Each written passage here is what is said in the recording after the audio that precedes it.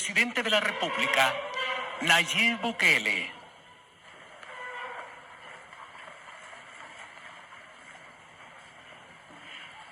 Buenas noches, pueden sentarse. Pueblo salvadoreño, buenas noches. Agradezco a toda la gente que nos permite llegar hasta sus casas a través de esta cadena nacional de radio y televisión. Este día quiero decir que, bueno, en primer lugar, este día tuvimos una cantidad de pruebas de pacientes sospechosos, de pacientes que estaban en contacto de riesgo. Eso significa que no son sospechosos, pero que estuvieron en contacto con un posible riesgo epidemiológico. Fueron 50 y tantas pruebas y en ese caso las pruebas salieron negativas. A la vez hicimos 2 pruebas de casos sospechosos. Una de esas pruebas salió negativa y la otra salió positiva. Es decir, oficialmente ya tenemos un caso de COVID-19 en El Salvador. El paciente es una persona que presumimos, y digo presumimos porque tenemos su salida migratoria hacia Italia, pero no tenemos su ingreso. Y por lo tanto presumimos que debió haber entrado por un punto ciego. Luego fue remitido al hospital de Metapán, y ahí vieron los síntomas, eran parecidos a los del COVID-19. Además, por el nexo epidemiológico de venir de Italia, aunque no tiene un ingreso, pues sí tiene el registro migratorio de haber salido para Italia. Fue remitido como un posible paciente de COVID-19, por eso lo llamamos caso sospechoso. Se le corrieron las pruebas, junto con todas las demás pruebas que se corrieron este día, y resultó positivo. El paciente ya está aislado, sin embargo, como entró en un punto ciego, pues es muy probable que haya tenido contacto con varias personas, y muchas de estas personas pudieran estar contaminadas. Obviamente no podemos saberlo hasta que encontremos los nexos epidemiológicos, y vamos a hacer más o menos lo que hizo Corea del Sur, en el sentido de buscar los nexos epidemiológicos y tratar de aislarlos antes de que contagien más personas.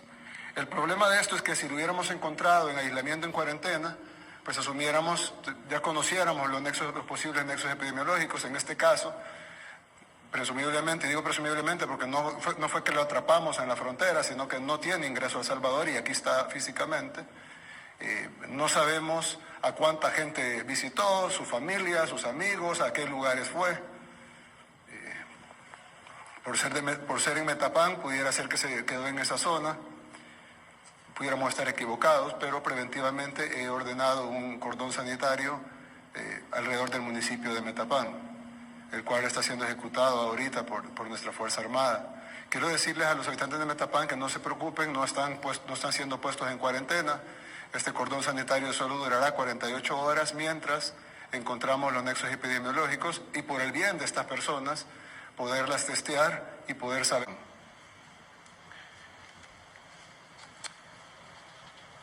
Quiero decir que hoy más que nunca es cuando debemos de trabajar todos unidos por nuestro país, en general, que se ha sumado a todas las personas de este gobierno, que se han sumado a trabajar para luchar contra esta pandemia, que evidentemente ningún país está exento. Creo que todos son testigos de los esfuerzos sobrehumanos que hemos hecho como gobierno para tratar de contener la entrada a nuestro país. Somos de los últimos países del mundo y, a diferencia de otros países, somos un hub de aviones, hemos estado testeando.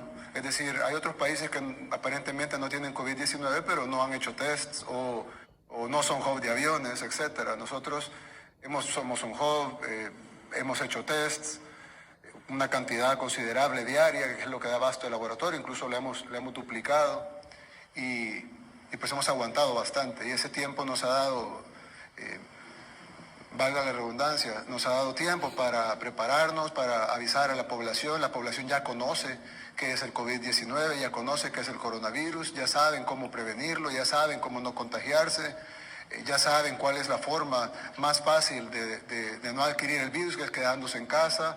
Ya se tomaron medidas económicas, ya probamos. Yo recuerdo cuando empezamos con esto, ya algunas personas decían, cuando decretamos las primeras medidas, cuando prohibimos la entrada de China, por ejemplo, mucha gente nos criticó y nos dijeron que estábamos siendo alarmistas. Creo que nadie en el mundo ahorita pudiera decir que fue una mala decisión en ese momento. Luego cerramos Italia y Corea del Sur, hubo protestas incluso diplomáticas de los países, pero lo hicimos y creo que nadie ahorita puede decir que fue una mala decisión. Cerramos otros países como Irán, Alemania, Francia, terminamos cerrando España y el miércoles pasado decretamos una cuarentena total para el país y no hemos estado dejando entrar a nadie que no vaya a cuarentena de 30 días.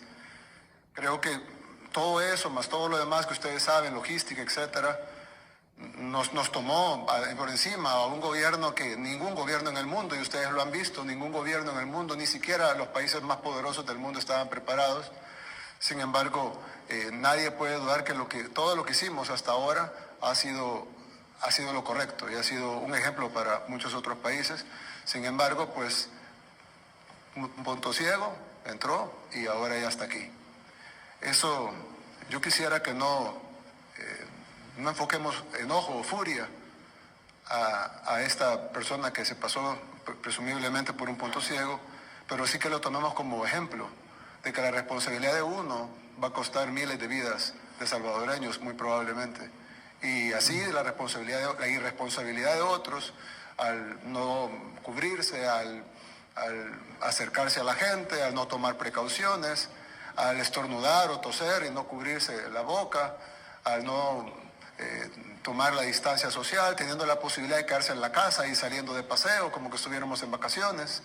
Ese tipo de responsabilidades van a terminar costando la vida de muchísimos salvadoreños e incluso, muy probablemente, la vida de algún ser querido de todos nosotros. Y este es el momento de que todos nos debemos de unir. Yo hago un llamado a los medios de comunicación, hay muchos que felicito y agradezco porque la verdad es que han volcado toda su comunicación a informar a la población, mantenerla informada cada segundo de lo que está pasando, dar recomendaciones, incluso han hecho campañas de quedarse en casa, los que pueden hacerlo, entiendo que hay gente que no puede hacerlo, pero los que pueden hacerlo nos ayudan a desmentir rumores y ha habido toda esa cooperación de parte de muchos medios de comunicación. Otros se han dedicado a criticar, están en su derecho, pero es un país libre y pueden hacerlo. Pero yo les haría el llamado a todos a que en este momento ocupemos los micrófonos que cada uno tiene. Este es un micrófono importante y lo ocupamos para eso. Pero ustedes también tienen micrófonos, tienen noticieros, tienen redes sociales, tienen páginas de Facebook, tienen cuentas de Twitter, cuentas de Instagram. Tienen personas que son reconocidas a nivel nacional y que por lo tanto la gente escucha sus consejos. Tienen programas de todo tipo para todo tipo de población. Que volquemos. Ya habrá tiempo para las críticas al gobierno, ya habrá tiempo para los pleitos políticos. Volquemos todos los micrófonos que tenemos a concientizar a la población, a hacerles saber cómo prevenir esta enfermedad. Y como decía un doctor español, esta enfermedad no tiene cura. Se habla de una vacuna, pero probablemente la vacuna para que llegue al mercado pasen 6 meses o un año. Y luego para que la tengamos en El Salvador, digamos que la tenemos al mismo tiempo, estamos hablando de un año. Yo incluso estaba viendo medidas en otros países donde se toman medidas tarde y extremas. Y entonces, bueno, ya haremos ese símil. Quería hacer un símil sobre un paciente, pero una analogía, pero la haré después.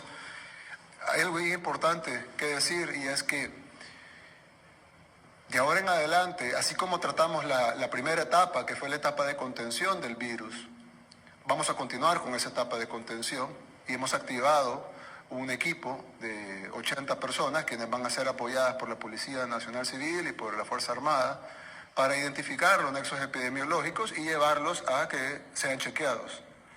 Estas personas van a recibir un chequeo y en caso de resultar positivo se les va a dar el tratamiento necesario. Así también vamos a tener 1.000 habitaciones para iniciar en habitaciones de cuidado, ya que el 80% de los enfermos no necesitan hospitalización. En la mayoría de países, me atrevería a decir en casi todos los países del mundo, los enfermos que no necesitan hospitalización los envían a la casa. Pero eso es un riesgo de contagio, tanto para la familia como para los demás, y cuando los llevan al hospital a veces ya es demasiado tarde y fallecen al llegar al hospital.